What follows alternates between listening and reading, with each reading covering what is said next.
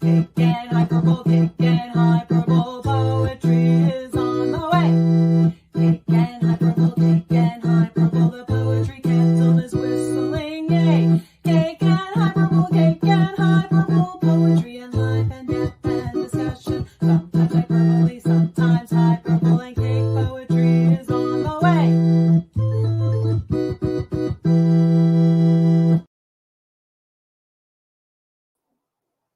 Welcome everybody to our it's not really our first Cake and Hyperbole, because this is kind of a crossover from the Poetry Lives, but welcome. And I hope you enjoyed that song that was by Amy Zoellers here, partner in crime, also That's known right. from the Poetry events. And with us today, we have two guests. We have each brought a guest. Who did you bring today? I brought Rina Inae, an Instagram buddy. We interviewed, I interviewed her. Yeah. I interviewed them not long ago on their new poetry collection. We'll discuss. Which continue. We will have a link to today. And I brought Amy Langevin, who I love. I actually love both of these poets. I love pretty much all poets. So that's probably not hard for me to get to love you. But let's go ahead and bring them on, and we will hear all the poetic doings. Welcome, you guys. Welcome. Thank you. Hello. And I already forgot what I was doing. I was going to give a shout out to the Secular Saint Army that is guarding us and blessing us today. Oops. Over here, we have dearly beloved candles. I have David Bowie, who is just a deity in his Ziggy Stardust stage. And I have Gordon Linsner, who is the father of Space and Time magazine, and, of course, Edgar Allan Poe. Because, Edgar Allan Poe. But I will share that in the chats to everybody. This is where you can get your own Secular Army. Of course, right there, I'll go, look at that. I misspelled something.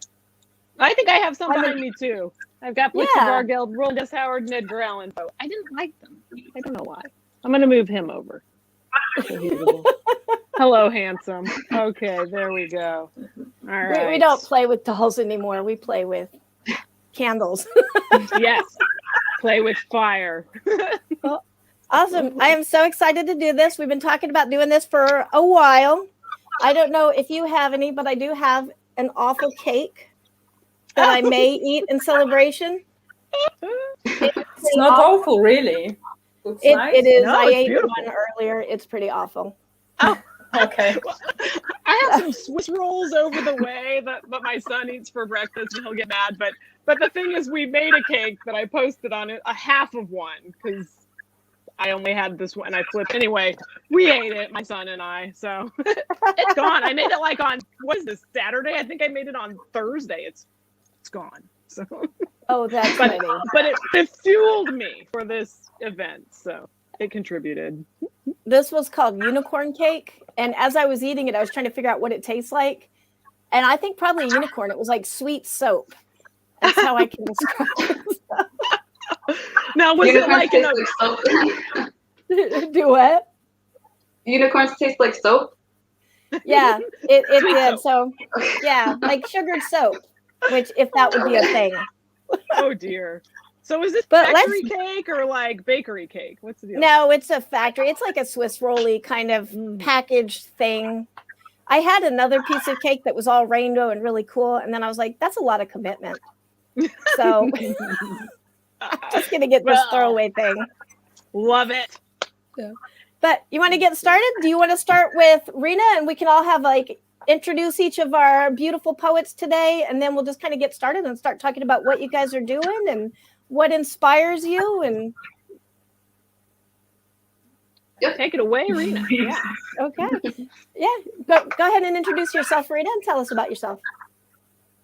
Introduce myself. Okay. I'm not very good Not at to put you on the introducing spot, myself. but I'm just a regular, everyday, normal person living in Russia, writing poetry in English. Yeah, I know it's weird. I live in Russia, but I write poetry in English. But it just comes to me in English for some reason. That's it. Recently, actually a month ago, I published my first poetry collection called Sons of Despair Behind the Closed Doors. I can tell actually how I got that name for the collection, or Yeah, no, maybe definitely. later. No, because we're just chatting right now. Go ahead and tell us how you got the name. I just shared the link, by the way. If you're watching, you can go find a copy of that in the chat boxes. Yeah, so originally I was just writing separate poems. Not all of them were good, and not all of them are on this collection. Yeah, like maybe half of them is in the collection, but yeah, there are some other poems that I decided to discard. But then one day I was watching an interview with a poet called Blackman. Do you know Nicole Blackman? I was watching an interview called Anorexia and Art, I think, if I remember correctly. And Nicole said something like, "Go and write your own book." And that inspired me. And the title for the book I also got from her, from that interview, because somewhere along the lines they discussed it, like we pretend that we are okay, but then we get behind the closed doors, and in the safety of our closed doors we become our real selves. We become sometimes miserable, suffering people, and that's basically what inspired the title. Sons of Despair Behind the Closed Doors. So a collection about the true feelings of a person who doesn't want to appear to be something else. Awesome. I like that. And I think that's all of us in a way. I think we all have the images that we present to different, like your work, your party, people, certain friends, your family. So, no, I think that's an awesome title. Thanks. Amy, Langevin. Okay. How about you? Well, first I want to say I'm really looking forward to getting Rina's collection. It sounds awesome. But as for me, I kind of just started writing when it was slow at work, and between customers, I would just start writing some poetry and short stories. I got lucky with a few of them; they got published, and then after that, I made my own poetry collection, which I published in 2017. And since then, I've just been getting back into writing poetry, short stories, and I'm working on a novella right now. So just little stuff. That's pretty much it for me. Awesome. That's how I actually discovered you, as Man Who Married Death. Mm-hmm. Was your first collection, right? Yeah. Okay. That's a cool title. Awesome. Thank you. Yeah, I know. All of these books are so cool. I just want to say I'm in awe of you guys because there's so much coolness here, and Amy Zoellers too. Each of us has our own different style, and I constantly find myself jealous of everybody else's style because that's how poets cooperate, and we feed each other and stir that creativity. So there is definitely more cake and happiness in my poetry since I started hanging around with Amy. Good. Yeah, I loved your jingle, by the way, too. Oh, yeah. Yeah. Yes, I should mention I apologize because you will sleep and hear this jingle. I heard this jingle all night last night in my sleep. I swear. Success. Well, how about everybody just tell us how you got into poetry? Like, what's your poetry story? We all have different stories. Amy Z, you want to go first? Sure. Okay, how I got into poetry. When I was a kid, of course, the Shel Silverstein was all in the libraries, and I enjoyed that. But when I was in 5th grade, the story that I like to tell is I was at school at this one special day a week where we went to a different school to do different things. And there was this teacher we had who was just like this sweet little, baby doll of a woman. And she was like our creative writing teacher, but she left. It's like the story's not even about her. The gal who replaced her was like kind of this large, lumpy woman who was really sarcastic and would like eat her yogurt in front of us. And she was just all like, Her name was Miss Bruns, because she read us The Telltale Heart at Halloween. And I was like, what? And so through the fiction of Edgar Allan Poe, my father was an English teacher, an English major and master's degree, and had a bunch of Poe that he gave to me, and so I discovered the poetry through that. And then it just like Dead Poet Society came out, the movies, when I was in 9th grade, and I think I went like 5 times to see it because so many cute boys, so much poetry. Started going through all my dad's old books from his studies and reading up on a lot of English poetry and some American poetry. And so that was my minor in college, was English. And so really I've just kind of carried it with me throughout. And then especially if there are like times of, despair, I would definitely do it. There was a writer named Helen Phillips who I just read a little blurb about her in, of all things, Nylon magazine, which is a fashion magazine, but they would do things with film and literature as well. And she was saying that she had a project she would do for like a year or two. She would write a poem every day and read a poem every day. So I started doing that, and you really kind of get into the swing of it, and it just keeps coming. And so it just becomes a discipline, a practice, and addiction. So I haven't published anything formally, but I used to get a lot of things printed up at the espresso book machine at the University of Missouri, because I used to live in Columbia for like 11 years, and I would just get these books printed up and just kind of give them to people. It's weird. It's weird when I think about it now, but you know how it is as a writer when you're like, if I don't do this, I'm absolutely gonna like erupt like a volcano. And so then you do it, and then you go to get in your bed and you're like, oh crap, what did I just do? Giving that to just people from wherever, and so, but I don't care now. I'm in my 40s, so I'm cool with it. And so now I do it a lot. I also do some visual art and other things, some music sometimes, but that's my poetry story. Thank you for asking. That's awesome. We all love to tell our poetry stories. How about you, Amy Langevin? We won't keep picking on you, Rina. We'll let Amy be on the spotlight this time first. Okay. Well, I guess it starts off a bit the same with Edgar Allan Poe. Like, we started reading him in school, and I just loved it, especially The Telltale Heart. That one, the main character just reminds me of me with this paranoia and how it just ruins everything. Because if he didn't have that, he would have gotten away with it.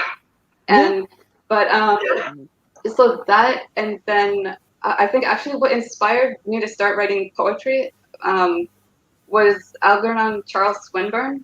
I'm not sure I'm pronouncing his name right, but he's this English poet, and he's amazing. Because have you guys heard of him? I have, but I haven't read a lot of it. I think I've heard his name, but yeah, I haven't made a study. I'm writing his name down, actually. Oh, yeah, he writes this amazing stuff.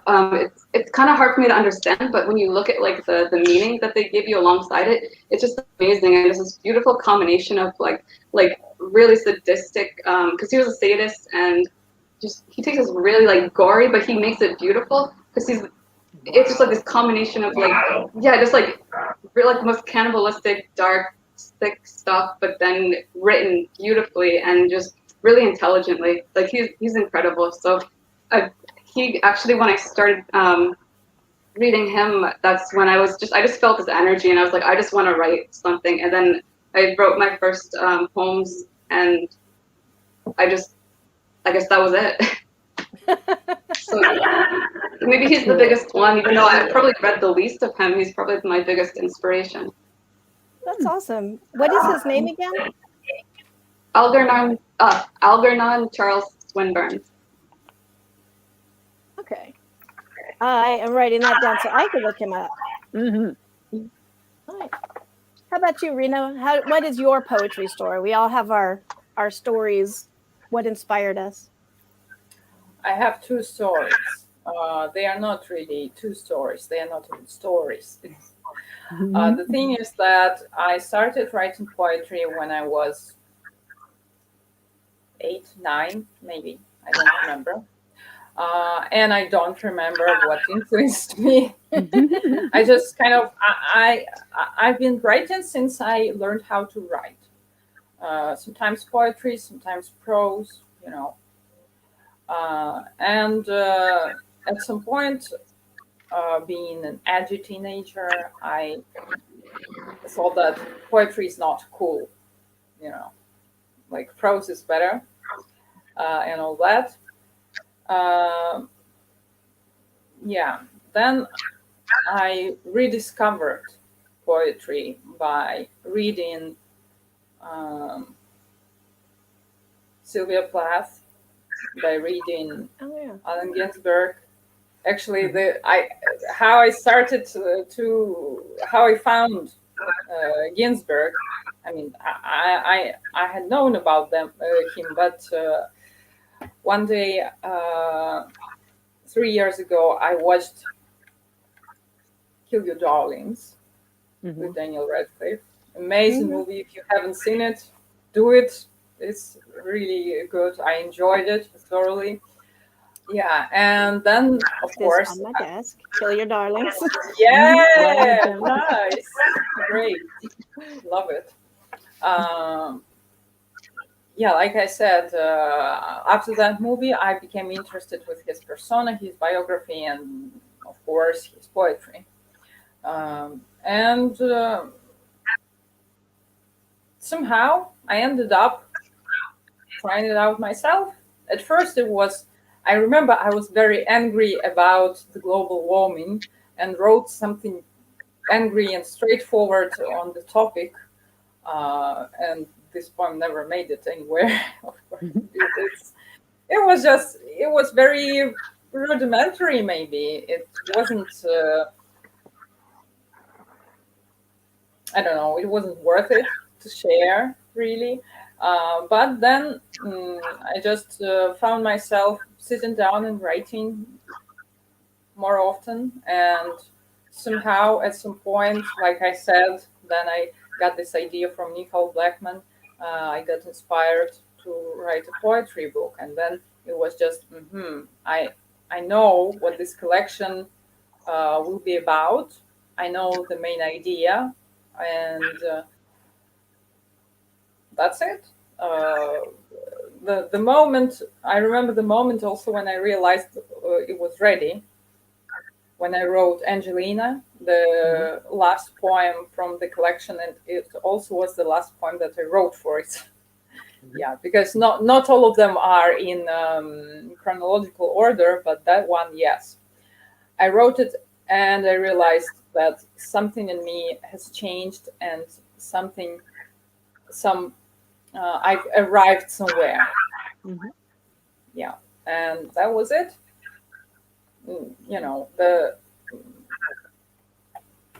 I'm not going to tell you how hard it was to prepare and organize, and how many hours I spent in Microsoft Word rearranging stuff.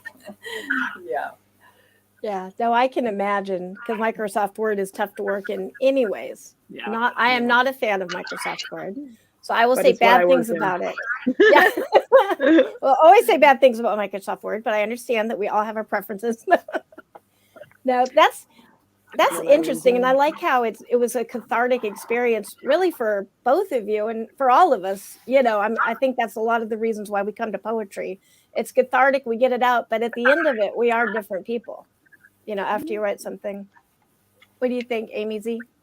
I want you to share your poetry story, Angela. Yuriko Smith. Yeah, I forgot my poetry story. Don't forget. Which, believe it or not, even though I've only seen Dead Poets Society once, but that's because I'm not a movie person, it did start with a cute boy, and it was The Highwayman by Alfred Noyes. I feel like he's got more names than that, Alfred Noyes, but Noyes. But I read that on the playground in Cheyenne, Wyoming, where nothing was going on but tumbleweeds, and I was that super weird kid that nobody liked. I had the weird middle name. I ate spinach. I loved spinach, and I ate other weird things because my mother's Okinawan. So I had that against me in Wyoming, which is pretty homogenized. And so I was always off in the playground by myself with the tumbleweeds. And I had a book, and it had The Highwayman in it.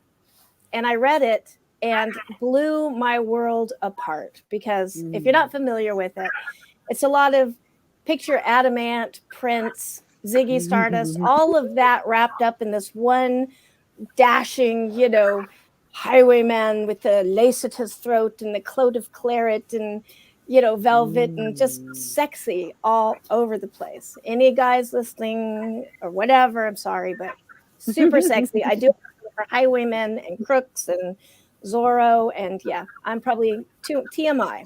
But anyways, in third grade, as I was budding into womanhood, that was the bomb to me. But it also, I had read a ton of other work, prose and everything, and he has things like the moon was a ghostly galleon upon a cloudy sea. And the thought that you could describe the moon on a cloudy night in such a vivid way that said more than just, it was a full moon on a cloudy night.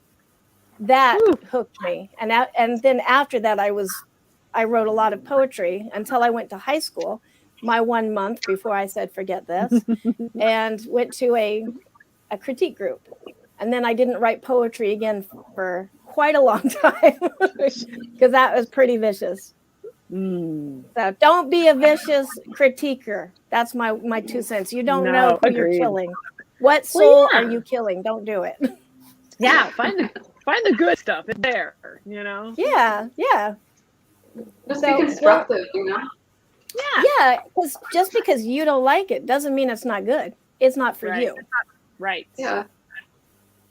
Or if you're a pro and you see something, you can just be like, well, you just say it nicely. Like, teach them. You don't have to. I don't understand the people who are just vicious for no reason. Sometimes I think it's a reflection of somebody who has a low self-esteem or they don't feel good about their own work. So it's easy to attack somebody and try to build yourself up. But that is the worst way to build yourself up. You're literally making a foundation of sand. So right. Anybody who's watching this that's a vicious critiquer, that's my 2 cents. I'm critiquing right now. Agreed. That's a good critique right there, because it's I think there's probably a middle ground between that and like my college poetry teacher, who was this beautiful sort of hippie woman who was like, if you turn in the work, you get an A, because who am I to judge your work? And it's like, you know what though? I kept going because of that, because I'm the kind of personality that at that age, when I was like 18 or 19, if somebody said that my work was garbage, I was gonna believe them, and I was gonna care, and I was gonna be very careful not to make that mistake again. And so I thank God for that beautiful hippie poetry teacher who was like, who am I? And it kind of gave me an attitude about who am I to kind of badmouth other people's stuff as well. So because they're saying their thing and it's coming from inside of them. And it's like Angela says, this is exactly what I taught my one kid when he was little. Don't say you hate that. Don't say it. Just say it's not your favorite, or say it's not for you. Stuff like exactly. So because fair enough. Somebody out there is going to like it, is what the internet has taught me. Yeah. There's a place for all of us. Yay, technology. Yes, I know. I never thought I'd say it, but yay, technology. Well, speaking of poetry, we have these 2 wonderful poets here, and I believe they are ready to share some poetry with us. You guys ready? Yep. Not to put you on the spot, but you're on. No. Sounds like a plan. Yeah. Yeah, who wants to go you guys first? aren't reading then. So Angela and Amy, are you guys reading anything?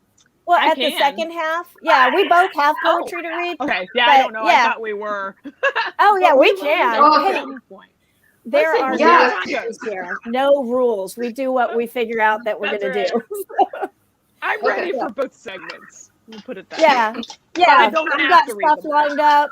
Yeah, but I definitely want to hear from both of you guys. Yes. This, by the way, is your moment to sell yourself, sell your work, be conceited. That's what we want. You guys are awesome. You're the stars. So be stars. Yeah. Well, see, now I'm self-judging. Why did I say that? So who wants to go first? I don't really draw a care. circle Rina, in you wanna this go? player. My poem is very long, so I think you should start. Okay, sure. I was gonna read. This poem is called "To My Beloved Dead Wife." This is one of the first poems that I wrote, and also it was published in Into the Night. So, okay. It seems our union was not smiled on, for in this casket you rest instead of our bed. Still, never have you entranced me so long as you do now, white wintry angel, that you're dead. A responsive odd and quite dark, I know, but who can condemn till death blurring musk he smells, or feels of its flesh's silken plateaus, which wait and tempt when he gives that final farewell. Of my affection you mustn't make question, it beats stronger than any in all men's hearts, for a lover of docile position stimulates the most passionate of carnal arts. So now, dearest, I've stolen you back to my bed, to love you how I could never when we were wed. Like it. Intense. Yeah. I like it. What inspired that? Like, what's the story behind that? You don't have to divulge too much if you don't want to. Okay. No, I'll tell you. I don't know why, but I have a fascination with things like necrophilia and cannibalism, and that's always been what's inspired me. Even when I try to write something like nice or things that most people would care about, it's always like dead bodies that inspire me. So I did that, and I thought, wouldn't it be interesting if, the story's about a man who experiences his wife's death and all the loss and the grief that brings. But then when when he sees her in the casket, he falls in love with her in a whole new way. And that's what I was kind of fascinated by. Like, when you see your spouse, if you have to go through that tragedy, if you see them dead, they would be like the biggest reaction that you have, which would be like probably the sadness, but then underneath it, because we all have the dark side, we all have these other parts of us that are kind of cut off or suppressed. I was wondering, like, with me, like, would one of those parts awaken and see something beautiful in the death, and then experience this woman like she's physically there, but she's not mentally there. She has no personality. So could you love the same human in a different state? I don't know if that comes across in the poem, but that's No, what it does. Yeah, and Cool. I love Good to hear. that's one thing that I really like, especially like when I read Man Who Married Death, is that honesty and that willingness to see that we can be pretty, I would say disgusting, but that's the cultural judgment on it. You know what? Mhm. There are some cultures they eat their dead, and that is considered reverent. In our culture, we would be, horrified, and I think that's illegal. I'm pretty sure that's illegal. But one place we have to go is a body farm in Tennessee, where you can go and dig up real bodies for a forensics thing. It's like For $600. science. Wait, what? Yeah. What? Okay, share. This is a real thing? Angela's plan. Yes, Oh my I found God, I out about haven't this gone. right after COVID, so I was like, "Dang it, I can't go right now." But it's for policemen and scientists and stuff to go and dig up a body and see. You can donate your own body there. They don't go kill people and bury them. No. But yeah, it's a science thing. But if you pay and take the class, which is like $600 for a week, you can go dig up bodies in various states of decomposition and discover like how they died, and which sounds really super gruesome. So I apologize to anybody who is horrified right now, but yeah, I think Amy Langevin and we got the same thing going on here. We're going to do a road trip to the body farm sometime. Definitely. And let's make it happen. Let's not just talk about it. Let's actually do it someday. Oh, I'm down for and that. then you guys, COVID clears up. and afterwards, And anyone else write who it wants to go. beautifully. Yeah. Yeah. I would not like to go, but I would like to read it written beautifully, as you say, about Algernon Charles Swinburne. And then I would love to read about your experiences, both of you. Yeah. That's beautiful. I do accept Definitely. now, later in my life, that not everybody has the same taste that I do, and it's okay. Don't It's insult them hard. with me. It's hard. I know. Nobody in my house is like into a lot of things that I'm into. I get it. Yeah. So, Okay. What are your thoughts, Rita? Because I know you want to read at the end, but I don't want you to just have to wait. yeah. Have you ever had anything like that? Like just kind of that whole what society accepts, like you can't eat people and there's all the judgment on it. But does that come into your work at all? Absolutely. Yeah, I think the true poetry discovers these taboo topics a lot. I mean, not actually these topics, yeah, any topics which are taboo, like incest, for example. This is one of the topics that is it's present in a poem that I will read during the open mic. Mhm. Yeah, and yeah, that or teenage love, another thing. You know that it's often romanticized, Romeo and Juliet, but for real, what is teenage love? It's almost always a tragedy, and love is a tragedy is actually one of the topics that I've written a lot about. Yeah. That's awesome. But that's the good thing about poetry is you can tell the truth, but in a way that's not the truth. You can tell the truth, but in a way that doesn't put you on the spot because it's poetry. We can say whatever we want. And I think sometimes we're the most honest in poetry of any other writing form because we can say things in metaphor, you know, admit dark secrets. Like it is actually on my bucket list to taste a body at some point, taste human flesh. Just a bite. That's all I need. Like that unicorn cake that I made, that I ate that made me sick. Just curiosity. And How much worse can it be? I know. Just in case anybody's wondering what I'm referring to, I did get this in celebration of the first Cake Hyperbull, and I ate one this morning, and it's disgusting, and it made me sick. So, tastes like soap. Sweet soap. Representative. Yeah, what were they going for, I wonder? Oh my goodness. I will Travesty send of you cake. a good recipe Yeah. for a cake. Angela, I almost brought some of that cake over to leave on your porch. But then my son kind of discovered it, and I thought, oh, he's going to be mad at me, and I'm going to have to bake more. And so, out of laziness, Yeah, it's okay. Since we're all being honest here, I will admit when I saw that cake on your Instagram, I was like, you almost came over. That might show up on my porch, maybe. I thought about it. I should have made a whole cake. I just made a half of one because I thought I sure don't need a whole cake around. It didn't occur to me that I could have taken some to you and my friend and my dad and everything. Like, it's okay. You know, I honestly don't need cake. That's why I didn't get the huge giant rainbow one because I would eat the whole thing. Yeah. And so that was a good compromise because I officially did eat cake today. And also, if that's what unicorns taste like, this is why we don't market unicorns, like why we don't have them like cattle. They're not good. No. Don't eat a unicorn. No. It's disgusting. Not yummy. Oh. I am going to share a couple things in chat real quick. And then I'm going to ask you the same question, guys, but that way people in chat can participate too. Cool. What are some of your favorite creatives, like the things that inspire you? And I don't mean just poetry, but like music. Like David Bowie is one of my muses, obviously. I think he's pretty universal as a muse, but, you know, maybe not for everybody. I get inspired by weird things like just a YouTube video. Like, what are some of the things that inspire you guys? Amy, I'm going to pick on you. Which Amy? Yeah, I'm just afraid of like cutting people off because sometimes I got a delay. So. No, You start. I was just saying Amy, so I figured one of you would start talking. Did you mean Langevin? I yield the floor to Langevin. All right, thank you.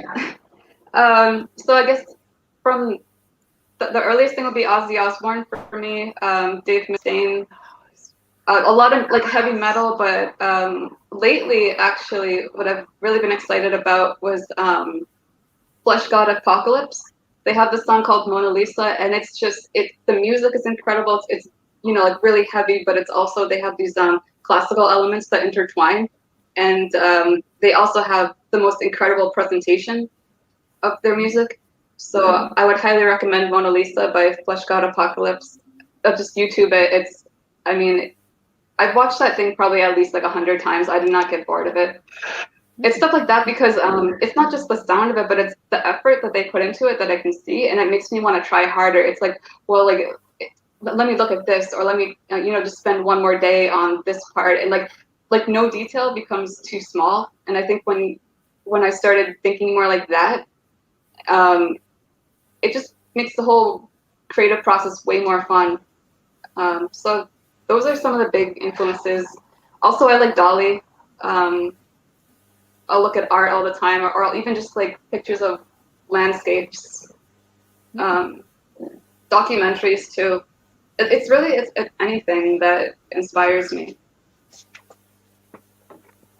That's cool. Whoops. I accidentally tabbed out. There we go. I'm back. How about you, Rina? What inspires you, like, and not just poetry, but just in general, where do you get your creative juices from? I think poetry is something that inspires me less than something else, maybe the least even. I don't even read that much poetry. I can say why, because I hate Russian translations. And for example, I want to read Baudelaire, but I can't because the translations are horrible and I don't know any French. Yeah. Yeah. What inspires me? A lot of things. If we are talking art, it's first of all, it's music. One of my favorite musicians are Nick Cave, Blixebargeld of Einsturz and the Neubauten. Yes, him, this amazing human being. Agreed. David Bowie as well. I love him very much, Angela. So yeah, I agree with you. He is pretty much universal, like, and he's a creature from some other dimension. Actually, yeah, I think these highly artistic people, they are like creatures. They are like aliens. Yeah. Because they are so unique and they are so different from the others. And the way they think is just so fascinating. So, yeah, I like calling them creatures, not in the interrogatory way, the vice versa, in the admiring way. Yeah. Then, of course, I haven't mentioned this here, but I'm also a visual artist, not just a poet. I'm also a visual artist. I draw traditional art, musicians as well, and other stuff. And of course, visual art inspires me. One of my favorite painters is Egon Schiele. And as you can see, the center of his, as you probably know, the center of his attention was the person, the human body, humanity. He mostly drew human figures. Of course, he also did some landscapes and some, flowers, stuff like that. But of course, most of his work is about humanity. Then I also like Jean-Michel Basquiat, contemporary artist who was again very unique, very creature-like. Yeah. He was like a rock star, an artist rock star. And I just remembered I wanted to say that you remember the poem Dark Prince. It was inspired by Tori Amos' book, Piece by Piece. It was a semi-biographical book. And she was talking about this concept of Dark Prince, like a piece of yourself, like a part of yourself that you have to accept, something like that. Of course, my poem isn't exactly about that, but that's what the phrase Dark Prince stuck with me. Yeah. I love that poem. I'm going to interject really quick. I interviewed Rina when their poetry book came out, and I was obsessed with Dark Prince. So that was such a fun. And they received it in a dream, which that happens now and then with me, but not really on that level. So that's awesome. I Yeah. actually have that book now. I just haven't had a chance to read it yet, so I'm super excited. Yeah. Oh, I love that. Love that poem. Yeah, dreams inspire me a lot, right? Yes. Thank you for reminding me, Yes. Lizzie. Because very often I have strange dreams that just I want them to linger. I want them to become more real. So I write a poem based on a dream, or sometimes I even receive some images that I can incorporate in a poem, or just sometimes I just sit down and describe my dream and it's a poem. For example, Angelina. That's awesome. Another beauty. I see Amy L is nodding a lot. I think you probably have a lot of the same experiences. Oh, well, actually, no. I'm kind of jealous because I've heard a lot of people receive things as dreams. Like I think Jimi Hendrix did, and I've always wanted that, but I don't really dream. And if I dream, they don't make sense. They're really boring. So it's terrible. So that's awesome that you have that connection and you can do that. Not always. I have periods of time when I don't remember my dreams at all. So. Amy, there is an herb called mugwort. I have tried it once, but I tried it on a wrong night to try it when my husband was having back trouble, kept waking me up. But there's this, I'm trying to remember, Mountain Rose Herbs has a tea called Dream Tea, and it's supposed to be based on this ancient recipe where people rely on it if they wanted to have vivid dreams that they would remember. And so I'm going to try it probably during Scout Camp week when I'm all by myself. And so it's a thought. If you ever thought about Dream Tea from like Mountain Rose Herb Company, that might be a thought. I don't know. Great, thank you. Yeah. I'll definitely try it. Thanks. You said Mountain Rose? Mountain Rose Herbs. Okay. It's just they're just on the internet and you can order it online. It's called Dream Tea. Okay. Awesome. Thank you. I'm going to propose that I get some of that, and on that Scout week, we both take it and then talk the next morning and see what we come up with. Yes. I think all of us have Dream Tea. Yeah. I just saved that link. I'm going to share that in chat.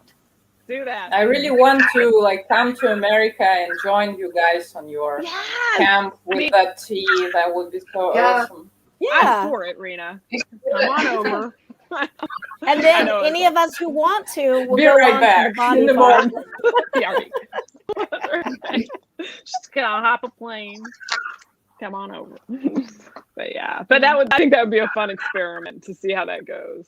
Yeah. I love that whole, of course, we've got the whole, the Yuta, which is in my family in the Okinawan side, they were the Yuta, which is the link between the worlds. So kind of like mediums or witchcraft in our culture of America, but not really at all. But that's our closest kind of thing. Okay. And so dreams are super important in that because dreams come true, so I really want to kind of do that because I can't control I can't make myself dream unless I've listened to your Hyperbull song way too much during a week, and then I would dream about that all night. I'm gonna go to heaven, and I'm gonna be like, "It's me, God. Remember, Cake and Hyperbull Cake, Hyperbull Cake and Hyperbull." And I'll be like, poetry is coming now. It was such an Addams Family feel to that too. I loved it. I wrote it in the car. I had this really busy day, and there were 2 songs I wanted to write. The s'mores song, which for some reason is like, talk about jealousy. This is a brief point. On jealousy, I was like, gosh, I wish I were cool like this poet and this poet and this poet. When the s'mores song came to me, based on a coffee mug I have that I'll tell you about another time, I was like, God, thank you for making me the recipient of this s'mores song. I'm sorry, can't get over it. It's great. And my husband's like, you're nuts. He goes, Amy, you're nuts. It's like, but fair enough. But s'mores, hello skeleton. Anyway. Zip. Somebody else's turn. Okay, maybe I'll read my poem. Yeah, I think this is a good time because we don't want to run out of time. Yeah. I'm going to mute Exactly. because I have dogs over here and I do not want them to interrupt you. Okay. So this is a poem from the collection, and it's called "The Moon and the Rose." Okay.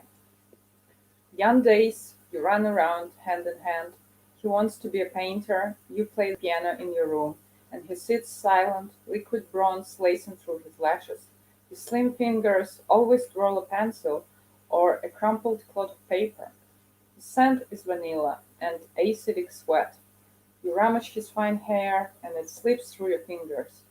Night out in the summer camp, the fire paints his skin orange, and little sunflowers bloom across his pointy nose. You shrug when he says Olivia wants to go to the field with you two.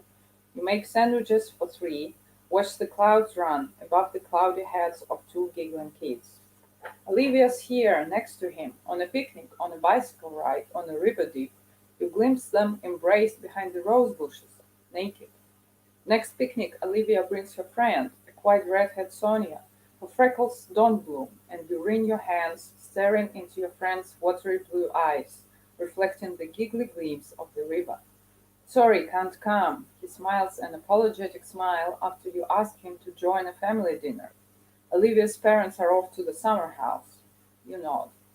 At night, you lock your room and squint your eyes, trying to blink off the brightness of his shimmering skin against the crimson roses.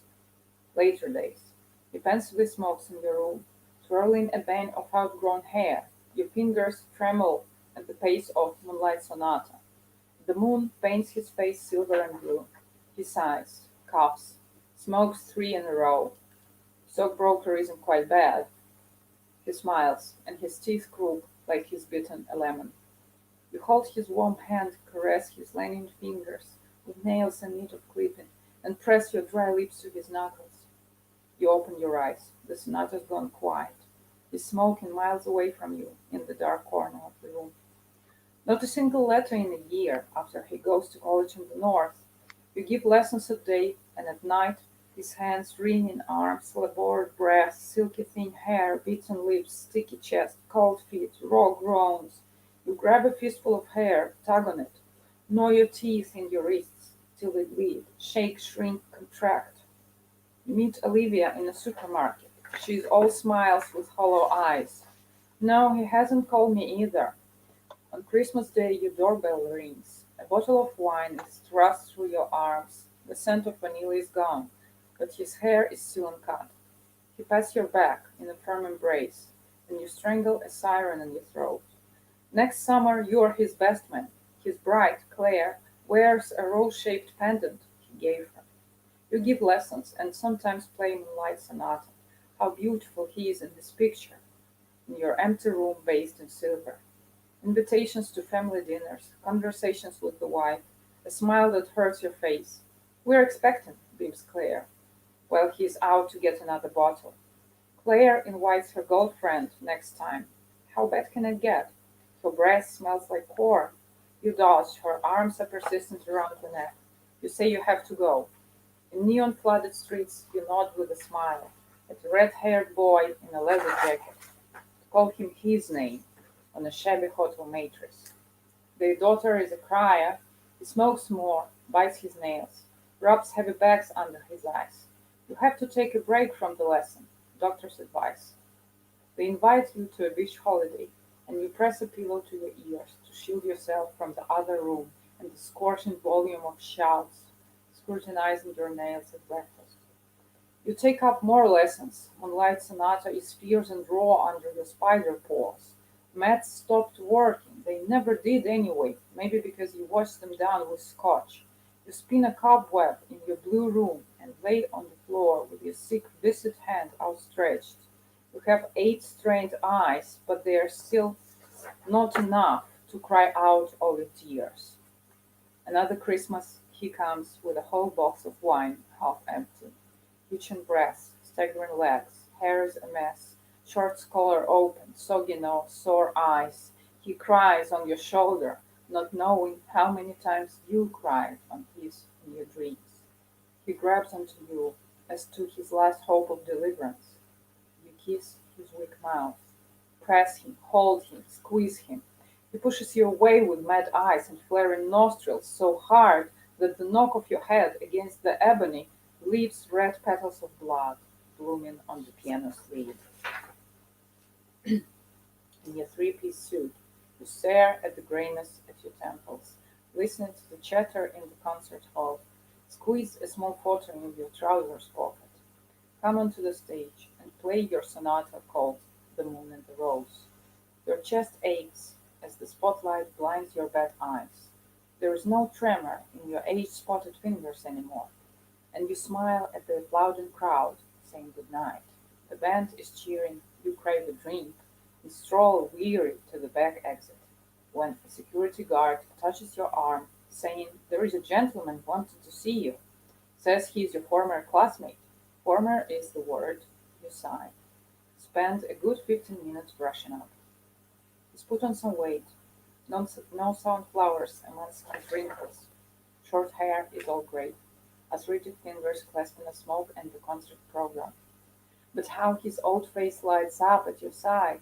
He spreads his arms. Your knees turn into jelly and you fall into them like to the clouds in heaven. Through numerous drinks you have in a bar, he tells you about his horde of children and his third wife. Things are pretty much the same. He chuckles and you see it all in his fading grey eyes that avoid yours. Not once they shoot up at you until the farewell. He lingers. His lips open and close shut, open again. The soft hand encircles yours, not for a short handshake. I'm sorry, he whispers. His thumb gentler than ever against your thin skin. It's a beautiful piece, and I don't deserve it. You shake your head, laugh, squeeze his fingers with all your soul, and slip through them. In the blue room, based in Moonlight Sonata, you take out the picture from your trousers pocket and take a long, loving look at the boy with shimmering skin, at the boy from the moon. That's it. Thank you for listening. Lovely.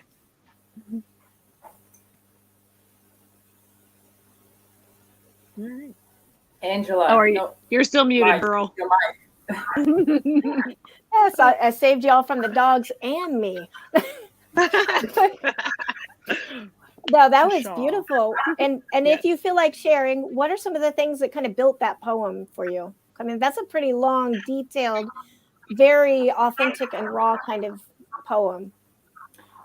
I think my best poems are all like this. They are more like stories, maybe even novels.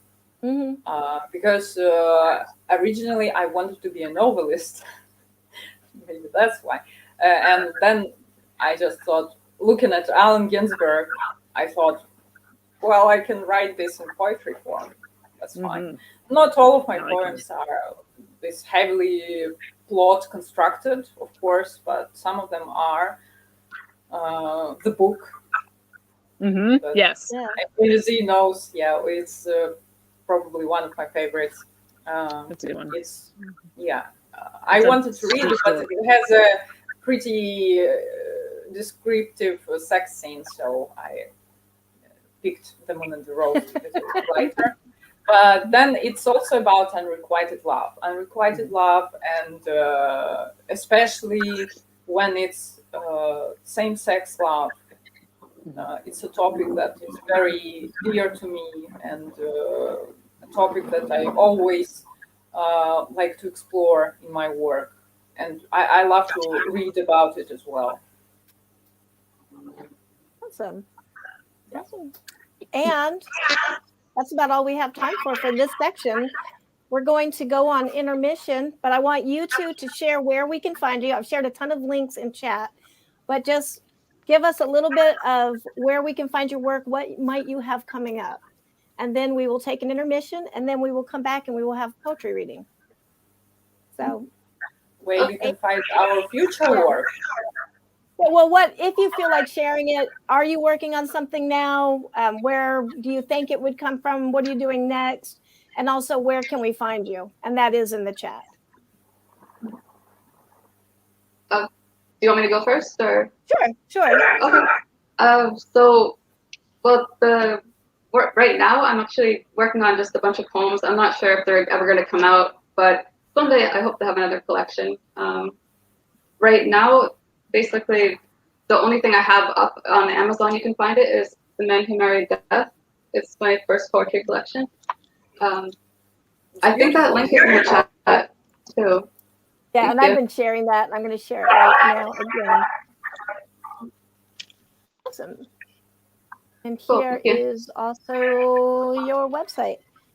And then how about you, Rina? What are you working on, like from here? Or are you just kind of taking a little bit of a break and absorbing this?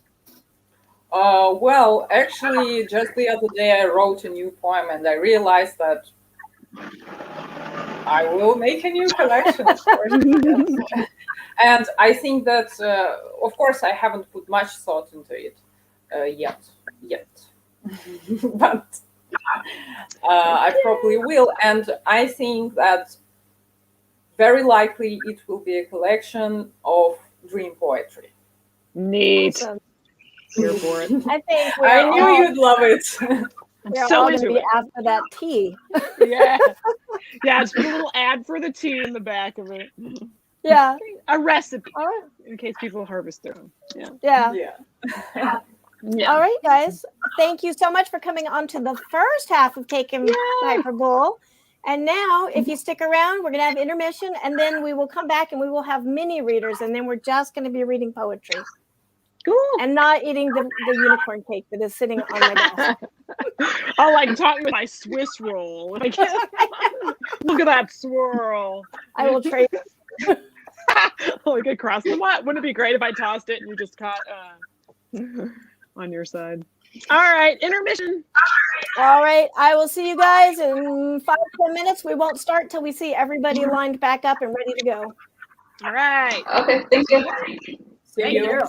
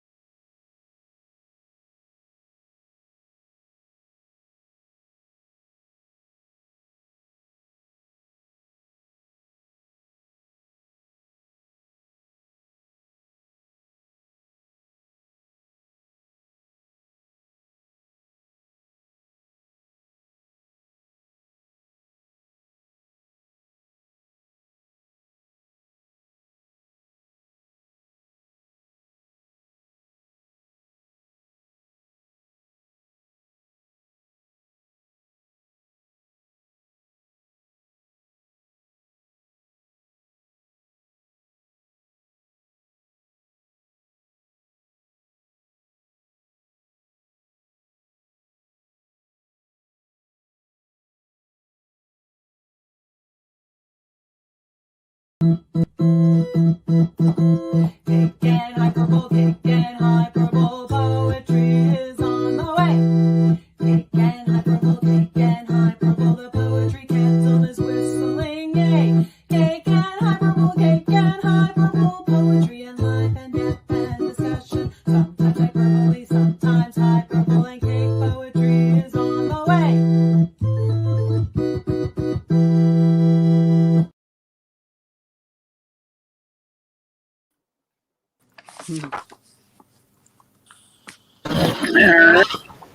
All right. I swear I will never get that song out of my head now.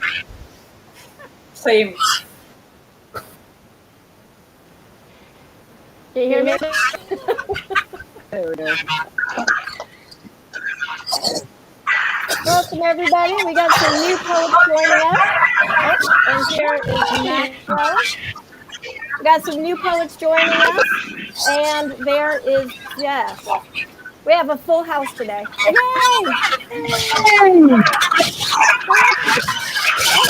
Because we have so many poets, I'm going to say when we're not reading, let's mute our mics. That way we don't have a lot of feedback or anything, because we got a lot of us on here right now. And I'm going to just do round robin. Everybody introduce yourself. Tell us where you can find your work. And then, because I have been talking obsessively for the last hour, I feel like I'm going to let Amy take the guide. Okay, I don't know if you said something to me. I missed it because of the feedback. You're letting me what now? Yeah, we're going to go ahead and mute when we're not on so we don't have feedback. Right. And then I'm going to let you kind of guide everybody through for the reading. Okay. All right. Well, let's see. Rina, do you want to start with since I'm just going down, skipping me and Angela, and then maybe Rina, Amy, and then second row, Jess, Maxwell, and there's Pete and Anton. Does that sound good? This sounds good to me. And I'm just going to, all right, everybody just introduce yourselves as you come on, and then, yeah. All right, Rina.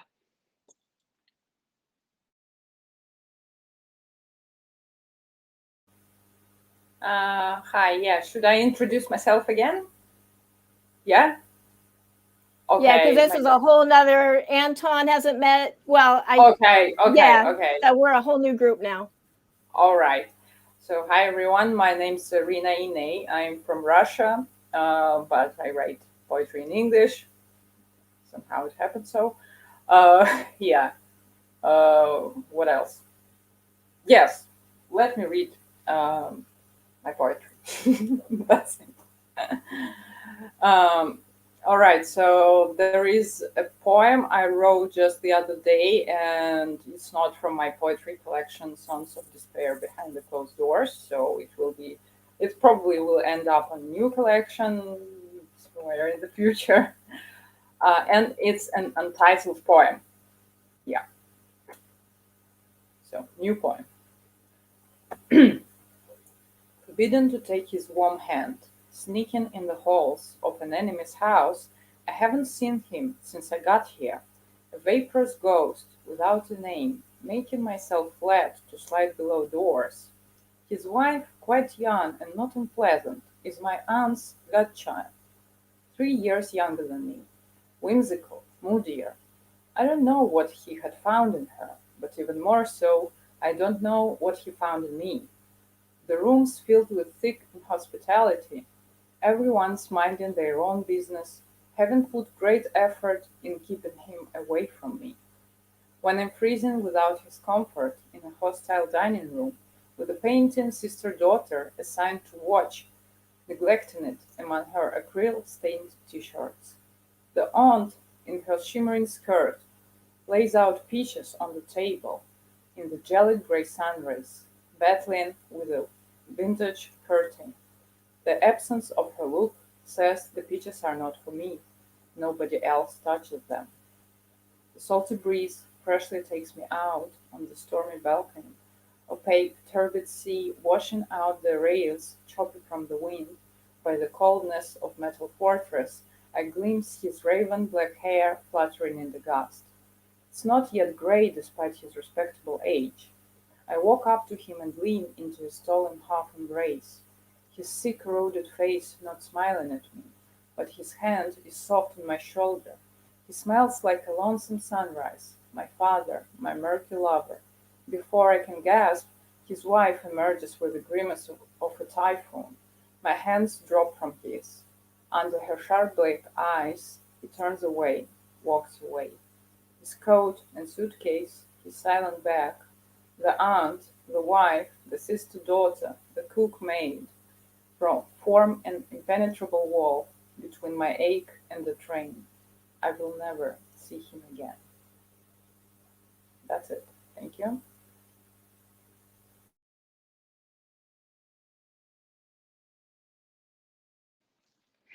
Thank you, Rina, for sharing that poem, which yeah, good. All right. How about Amy Langevin? Something. Okay. Well, hello everybody. It's nice to be here. Nice to meet you all. I guess a short biography about me is really just an aspiring writer. I started writing poetry and short stories when I was bored at work, and then I put together my first poetry collection. It's called The Men Who Marry Death. And now I'm just getting back into writing again, so hopefully I'll have new stuff out maybe in a year or two, I don't know. The poem I have for you today, it's a haiku string, and it's called The Coroner's Affair. It's told by a male coroner also. It's kind of confusing as a female's reading it, I understand. Okay, so I sink into her, releasing life into death, then her eyes flutter. 9 months and he's here, made not by her attacker, but her coroner. How we laugh and play, now he's old enough to walk, one merry menage. That's it.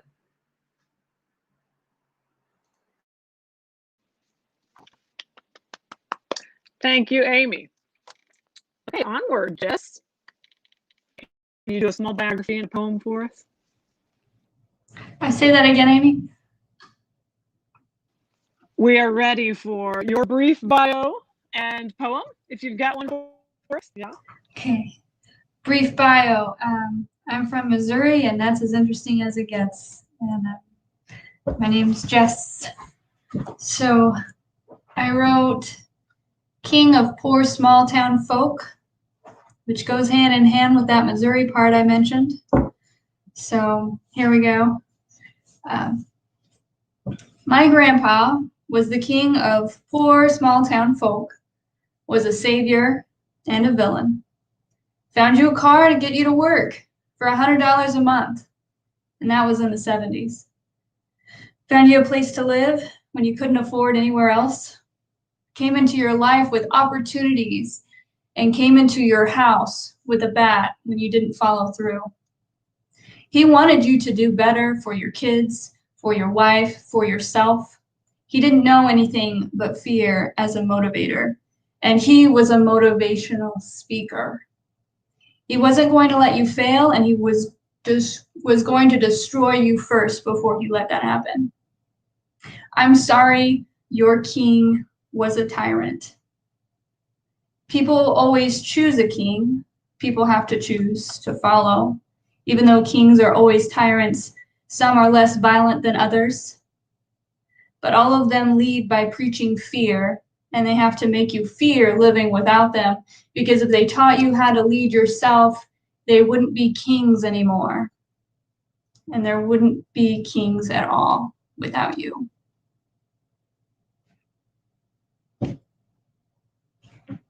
Thanks. Thank you, Jess. All right. And Maxwell, short bio and a poem from you.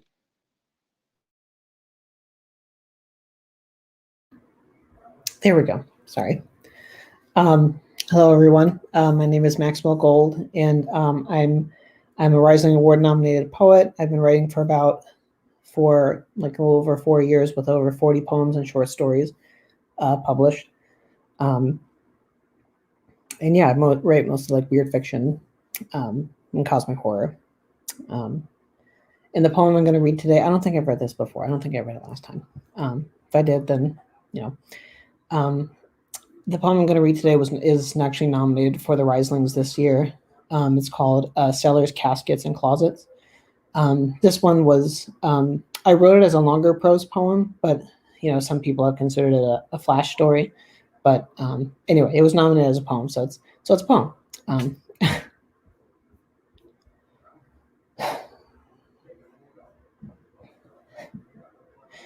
Inside a twisted rhizome of mutilated gray spaces through cellar doors, dripping with speckled layers of teal plaster and pulp, the awful smell of paint and wood scratched my nostrils as I lost my goddamn mind. I found myself trapped in the gutted ramparts of my mind all the time, stranded atop a tower in the mountainous webs of brain matter and bile. No one to talk to, no way out, no kind of familiar voices to console me.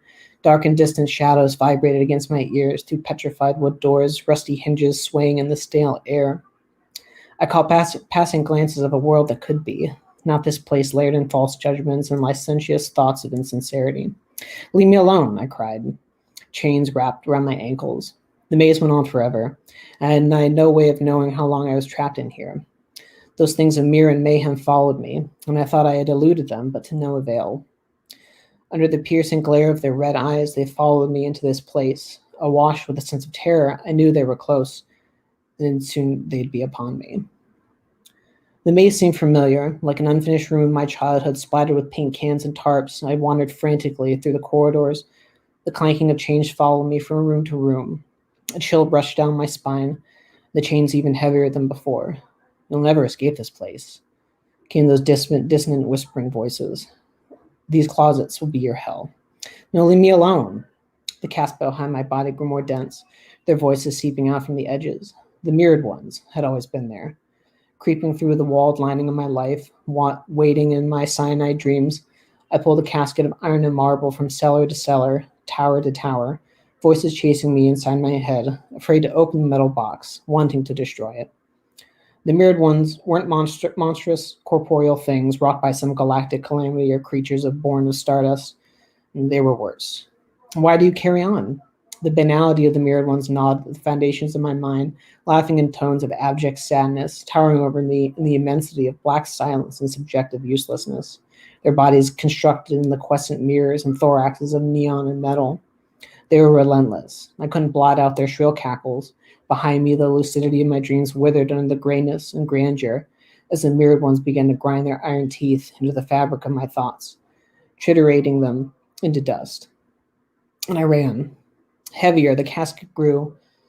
Heavier as the laughter grew, a tidal wave of metallic sounds. Their rusty thoraxes screeched as they tromped closer, attempting to snatch the box, voices exhaling in a crescendo of corrosion, eroding my will. Towers, cellars, all was swallowed into the waiting abysm of mirrored silence, where dark, shadowy fingers grasped the edge of the casket. The raucous symphony of laughter shifted into howling moans, and my head throbbed, sinuses clogged with the familiar scent of paint and wood as the casket disappeared inside a twisted rhizome of mutilated gray spaces through cellar doors, dripping with speckled layers of teal plaster and pulp. I lost my goddamn mind.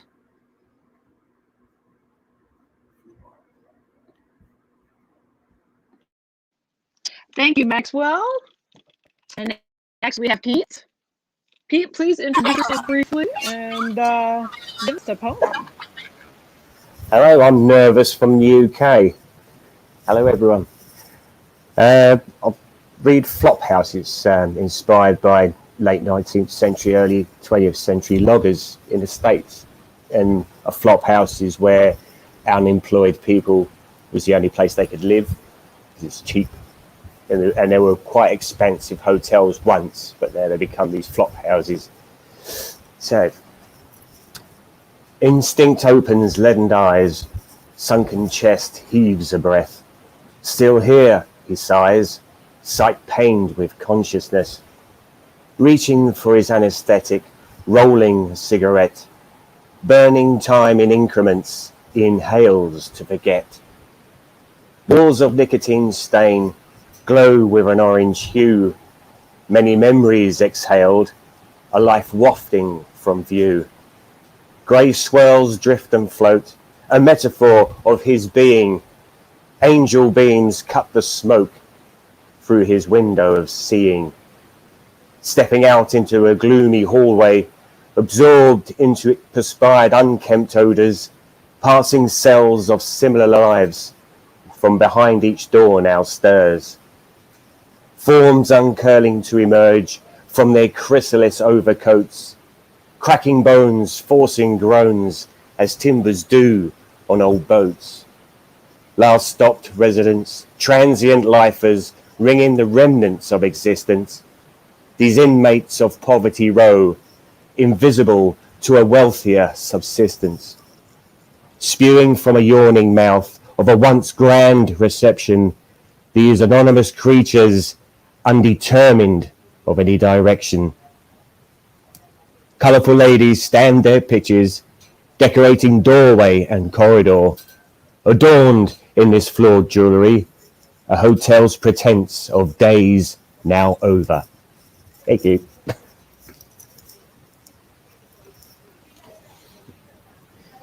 And thank you, Pete. All right, next we have is Anton. I'm trying to read the tiny. Anton, is that correct? Okay, Anton, please introduce yourself and read us a poem if you would. Okay, hi there. I'm Anton Kanker, the incredibly intelligent person that went with a pseudonym because my last name is normally really hard for people to pronounce, and then picked one that nobody ever seems to be able to pronounce because I'm good like that. I am also a Riesling losing poet. I take great pride in having lost my chance at that one. Aiming for being an Elgin Award losing poet as well. I've got this collection that went out this year through Dragon's Roost Press. It's Meaningless Cycles in a Vicious Glass Prison. Poems all based off of Della Morte Della More or Cemetery Man, all depending on which version of the movie you happen to see. Lots of shirtless Rupert Everett. In the 90s, when Rupert Everett shirtless meant something. So, you know, poems are... I didn't spend as much time talking about his pecs or nipples as I really should have in there. That's something to keep in mind for the future. Outside of that, today I'll go ahead and read a poem that was put up in Penumbric magazine fairly recently. This is Queen of the Fucking Butterflies, Drunk and Expounding on Existence. We want to start with the chrysalis when we give the grand tour of our remaking. Wrapped tight in still, cool darkness while flesh dissolves into genetic slurry, then reforms, solidifies into a new construct.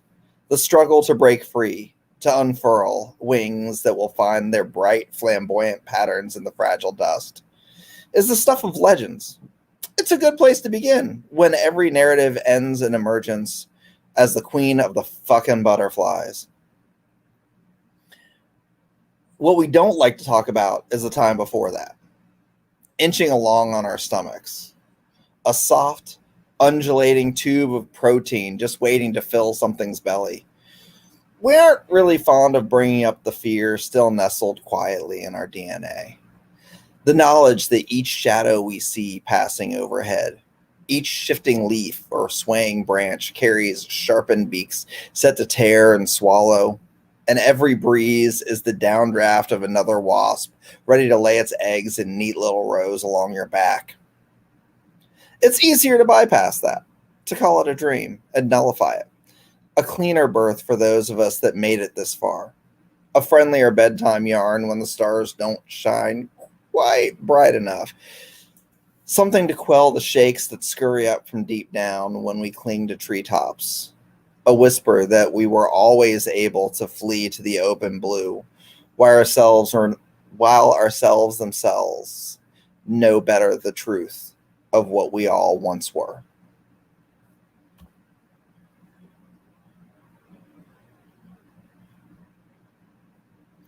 And thank you, Anton. Angela Yuriko, that's me being your mother by calling you by your first and middle name. It is your turn. Tell us a little bit about you and have a poem. It's always good to remember where the mute button is.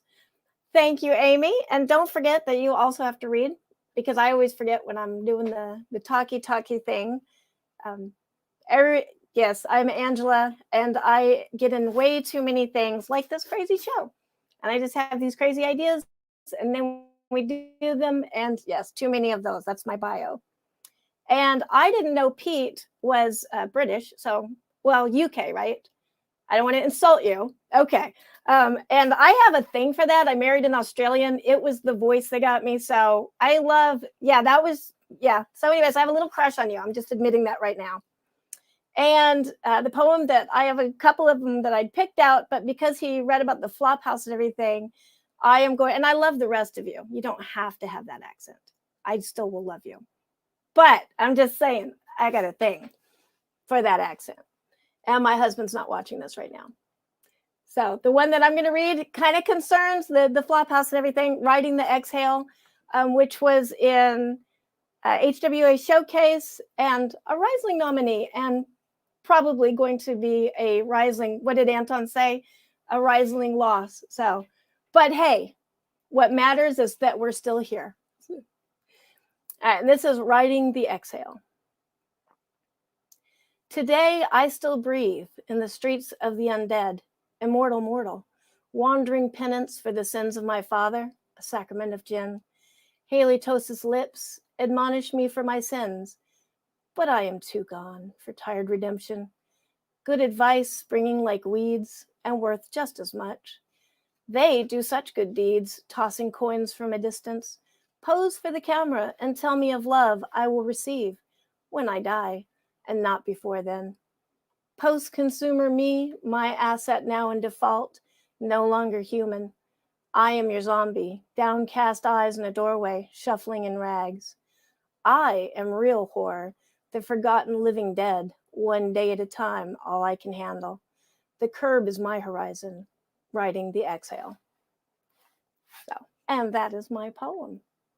And I am totally copping out, and I'm pitching this to Amy, and you have to read now. Don't forget yourself. I will not forget, because first I'll introduce myself and then I'll tell you I won't forget. I'm Amy Zoellers. I'm on Instagram at Hypness and Outrage. The things that I do are I like to write poetry, Angela, and I do a poetry live on Instagram usually once a month on the third Sunday. Also, I do visual art, which I sell in an Etsy shop, which you can find that link in the bio and the chat, I think, too. And music sometimes for fun. Did the theme song, Cake Hyperbull Cake. That was this girl. Anyway, the reason I won't forget to read, Angela, is because I wrote one in your Hey Yay form. Did everybody get a load of Angela sort of like taking a form from a really fun song that, fantastic superpowers? Geez, I forget the title, but it's by and so forth. Circus. Originally, thank you, Slack Circus.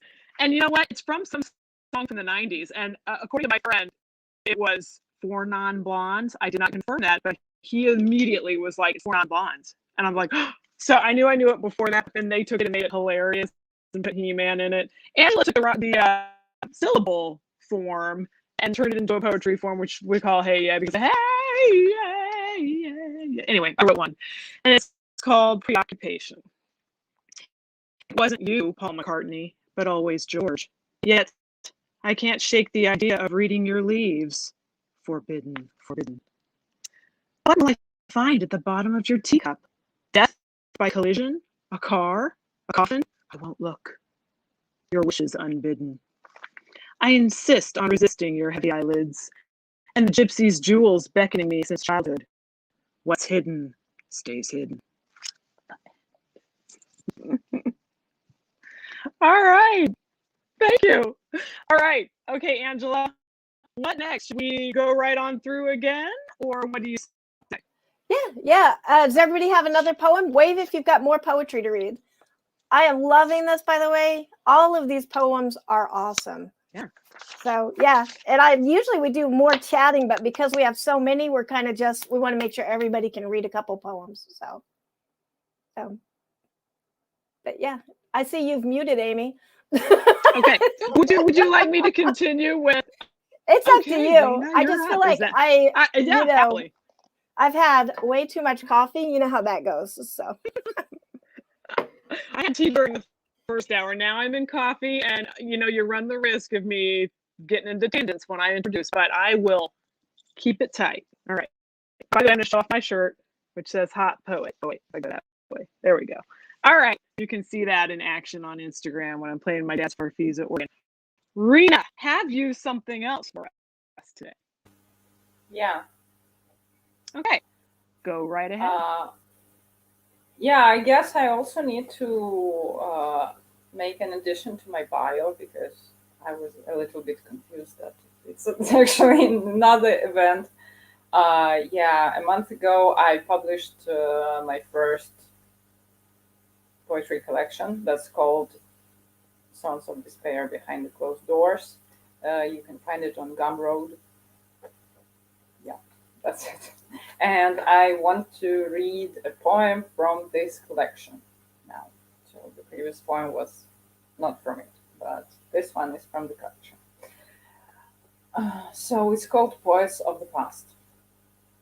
Poets of the past, riding a train to eternity, with their leather suitcases filled with blood, handfuls of carnations, love that couldn't be shared in warmly full groups, with their collages, montages, and automatic writing, in communal martyrdom, fueled by desire alone, an endless rotation of wheels, despite the temporariness of altered states. Poets of the past admire the splendor of foreverness through one-way mirror windows, with their morose smiles and their tragic eyebrows and self-terminated lives. Junk scald in their veins, and invisible meth insects biting their meat from the inside, elevate them into cosmos. From there, bodies take roots in the cold ground. Their words, whispered, desperately cried out, passionately muttered in their friend's wind ear, icy shrieks from the other side, thrust through their shoulder blades to carry them into holiness, with their epicious theater and Greek tragedy and scrupulously documented anguish. Your voices are enclosed in sheer space out of fabric of time, at the spring where the soul is born, forevermore, and after times are gone, forevermore, the pain truths live on.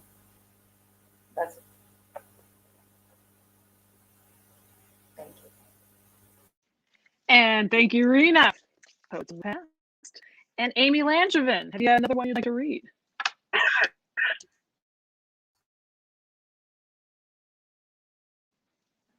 Let's see. My frozen. Sorry about that. Yeah. Oh.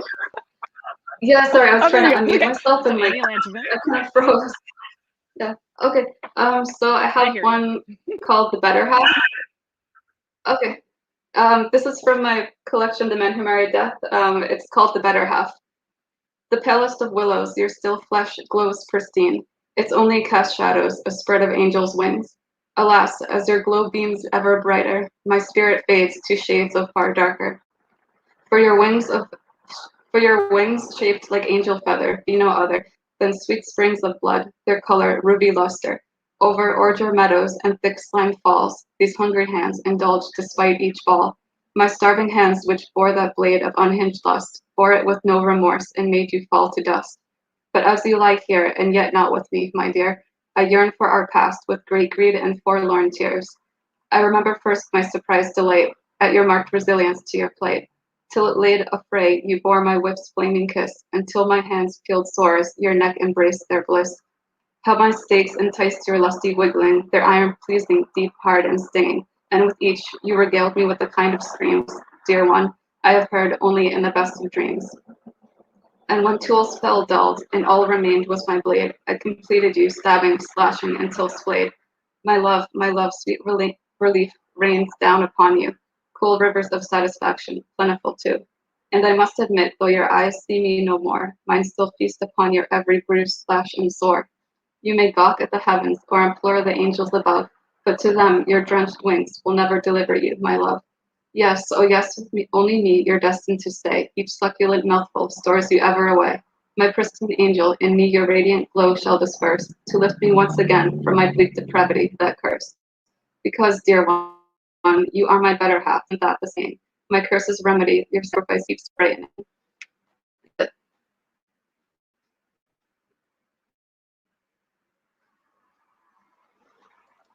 And thank you, Amy Langevin. I just wanted to say I love your poetry story that you just had like spare time at work, and then I had this collection of poetry. I read about a guy whose wife was always late to dinner, so for 10 minutes he would write, and then he had a novel in like 2 months. So that's great use of time. I love that. Okay, Jess, who is actually far more interesting than just being from Missouri. Okay, because Angela and I used to work with you at the library, and I think you're great. So please, do you have another poem for us? I do. This one is called Things. Working title. Here we go. Some kids grow up with no things, but I had things. I had wonderful things. I had a case of chalk, and I made houses and dogs and drama. I had a stage, and it was the street, and I was famous to my little sister. But some kids grow up without food. But we had canned green beans and corn, and we had chicken in the freezer and a box of mac and cheese. I was hungry sometimes, but Mom always had fruit somewhere.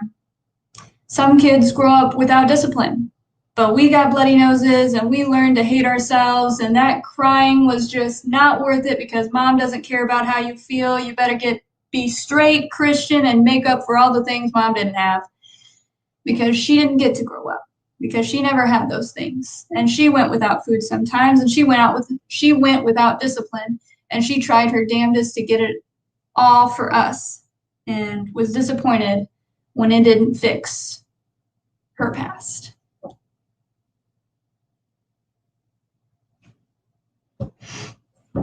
Thanks. Thank you, Jess. Maxwell, you're up.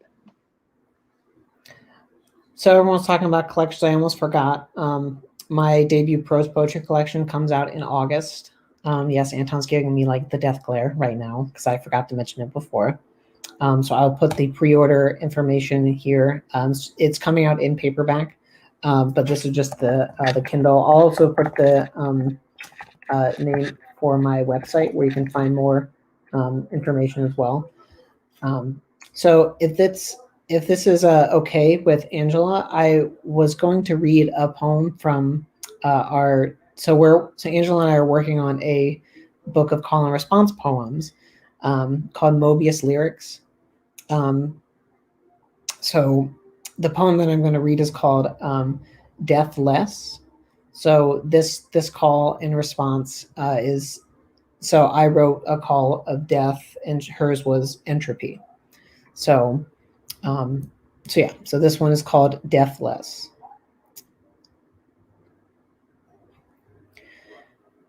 Faster and faster the world was spinning.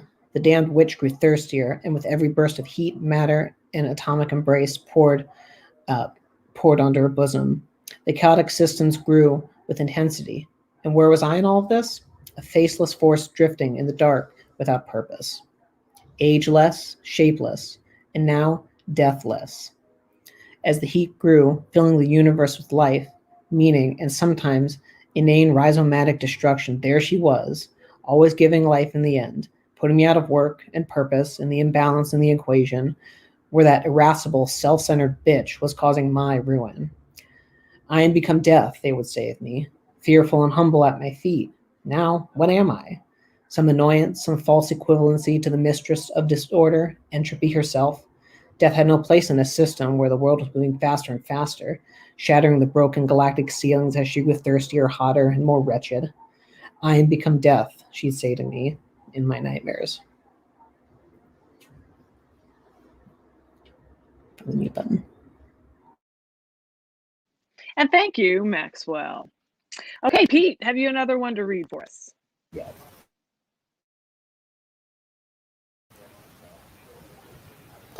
Yeah. Hello. Yeah, this is my one of my favourite topics, vampires.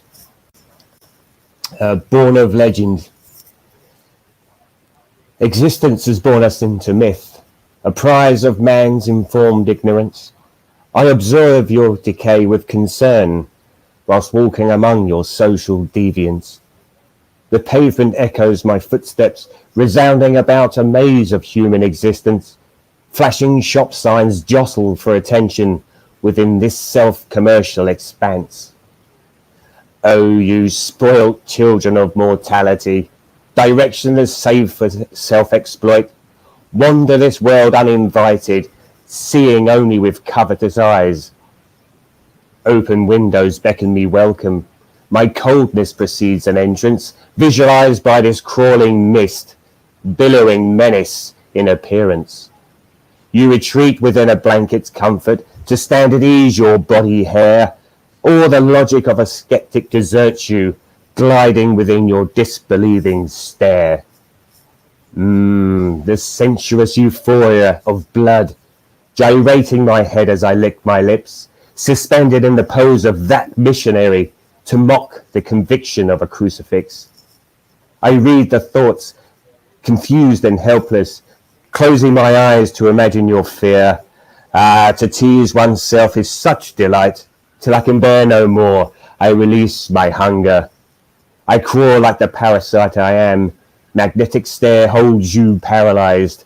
As I enter your world from myth, your ignorance of legend is realized.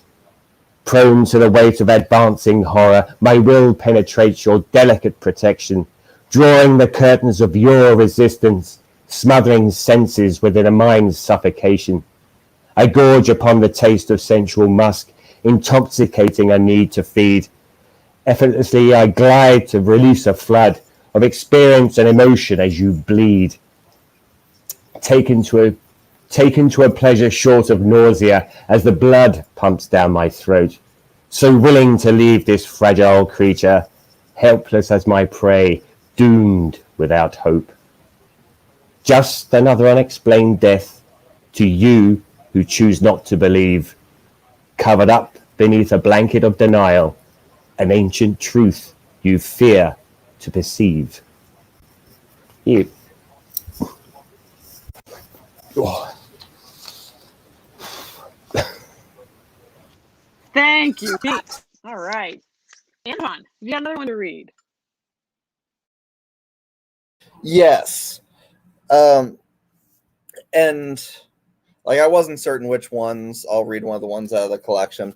But since Max mentioned Angela's poem Entropy, like that made this a pretty easy decision. So I have Entropy as a matter of emotion. Your wife will grow to hate you. Your kids will eventually spit in your face. That dear, sweet, jackhammering beast in your chest will dry out and shrivel, putrefying in its fragile cage of bone.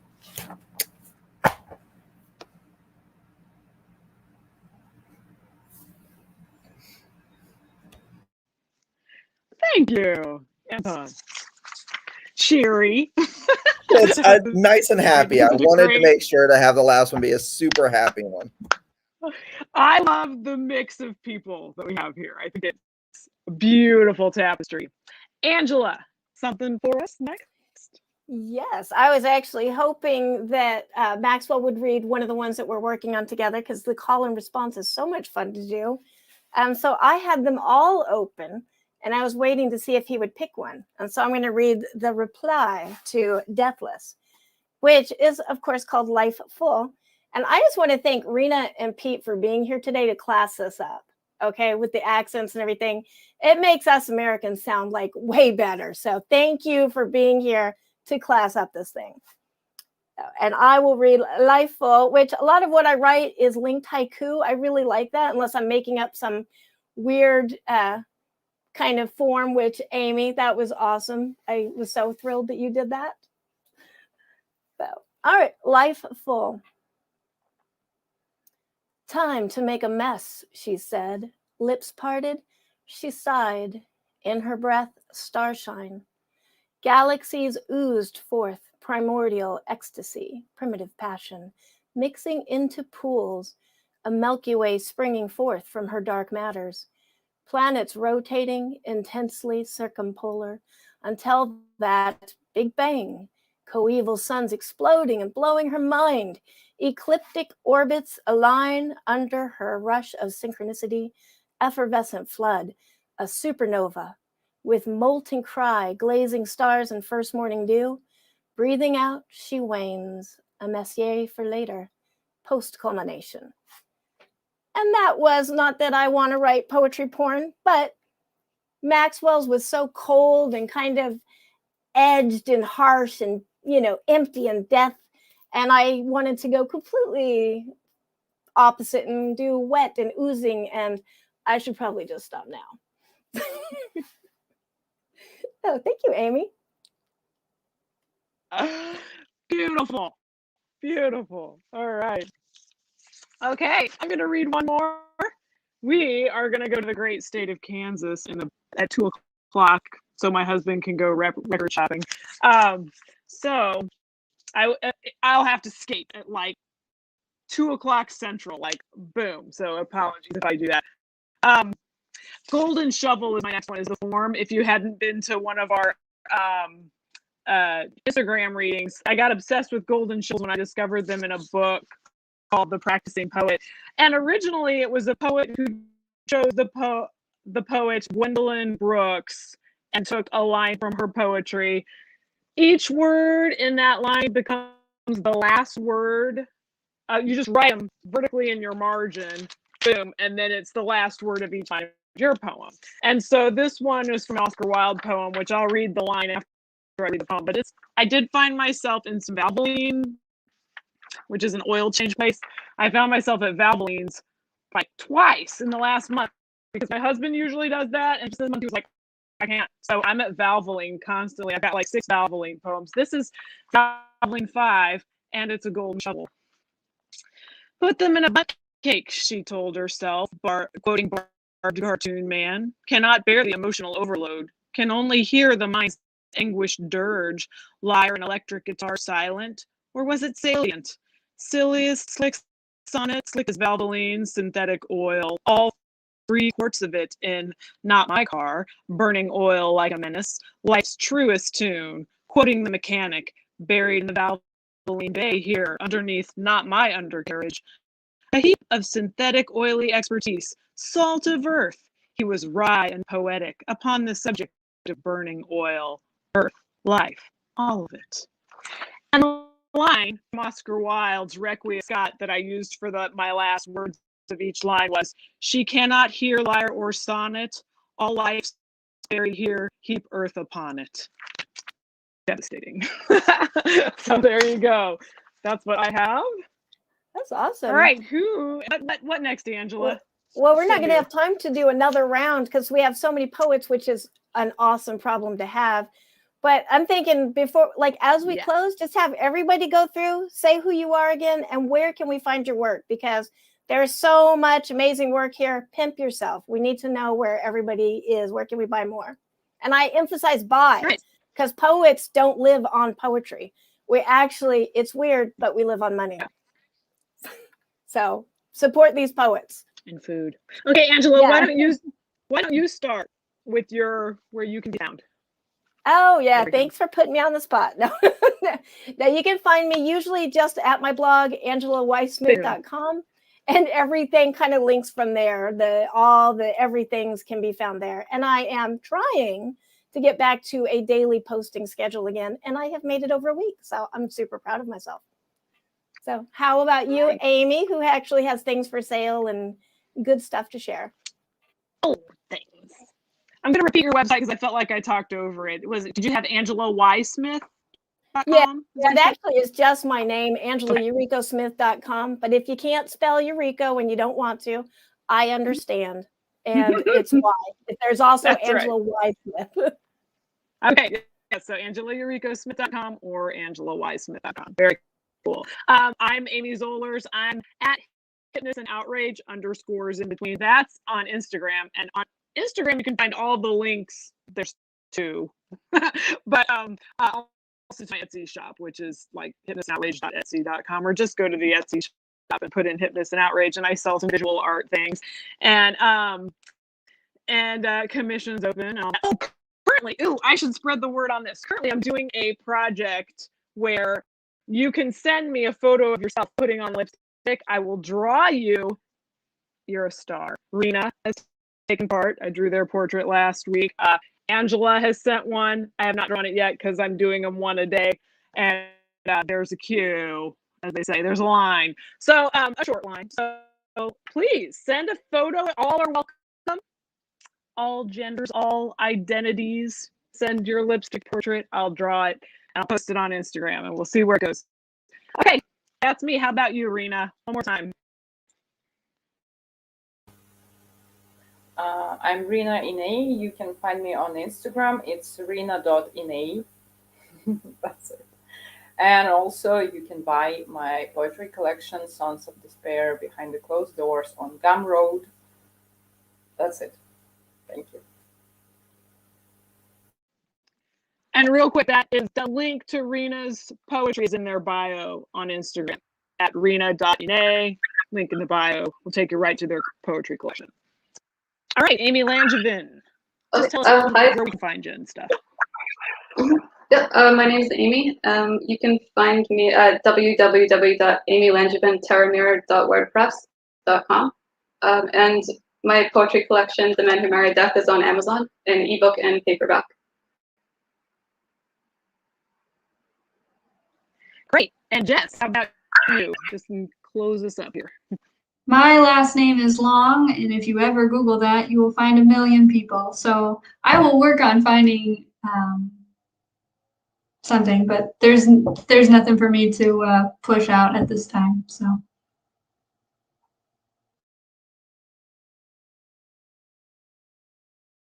I did the thing and my screen got big. Anyway, Jess, we're watching for that. So yes, please. Okay, Maxwell. There it goes. Okay. Yeah, so you can find me at thewellsoftheweird.com. I didn't think about the name of my website when I made it. But yeah, so I put it in the chat. It's thewellsoftheweird.com. That has most of my information on there. I also put the pre-order link for my latest collection, my debut collection from Crystal Lake Publishing, and that comes out August 6th.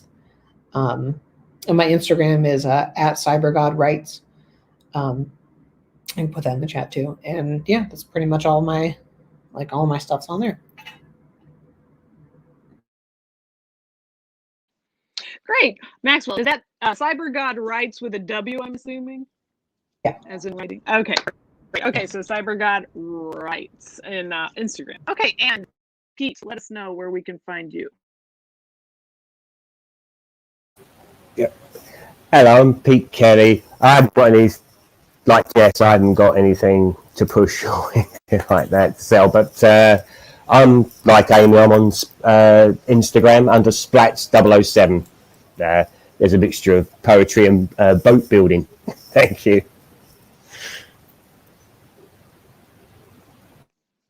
And also, Pete sent me a link to a YouTube. I won't say if you don't want, and I also have to go back and check what the name of your group was, but they had a band. And if you liked hearing Pete read the poetry in that very storytelling, almost, okay, Pete, don't hate me for this. I was like 17 or 18 when I saw the pirate band at the Renaissance Festival. And I was like, yes, it was such a warm feeling when you did your band. Just, post a link to your YouTube, or if you, with your blessing, I may share it in a story, and then y'all can check out Pete's musical situation, which is just as much presence as his reading. So there you go. Okay, thank you, Pete. And Anton, you. Hi there. Yep, Anton Kanker. I have a blog spot website still. It's just, but if you search Anton Kanker, I come up fairly easily. But yeah, I don't know why I haven't bothered turning that into like a regular website URL. I rarely do anything with it anyways. but you know, you can go to Amazon, you can buy this book and give me money. I will take your money.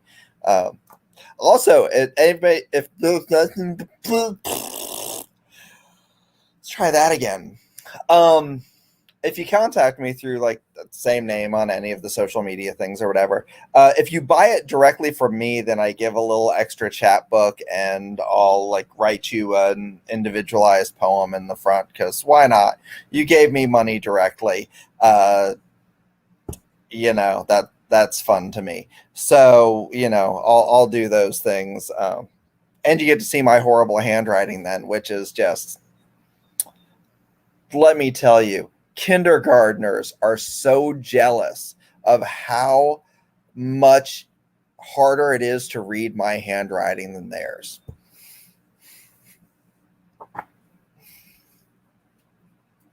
Thank you, Anton.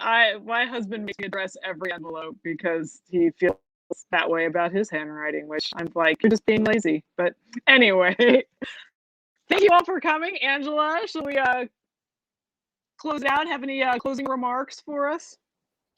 No, just thanks for doing this with us, you guys. This is kind of an experimental work in progress. We're still trying to get the hang of, especially like the double show format. I think that worked pretty good. Mostly that was just so we're all poets. Why not just, you know, all group up together instead of having different links we have to navigate. So, but yeah, so feedback is welcome. Whatever you guys thought of this, we're open to positive criticism. If you give us negative criticism, we will unfriend you. That's my warning. No, I'm just kidding. We survived just say puberty. it nice. We do, so, yeah. If you have criticism, just couch it in beautifully sweet words and sandwich it with compliments, and we'll be like, okay, absolutely, we will. Yeah. Feed us chocolate. That. You can say whatever you want. That's right. All right. Okay, everybody, I'm going to skate so that my marriage stays well intact. And we go to Lawrence, Kansas and shop for some records. It was so great to hear everyone's poetry. Mwah. Thank you, Amy. You're awesome. I'm going to close out with Amy's song. And then, yeah, it's over until next month. Same time. Thank you, guys. Thank you. Bye. Cake and hyperbole, poetry is on the way. Cake and hyperbole, the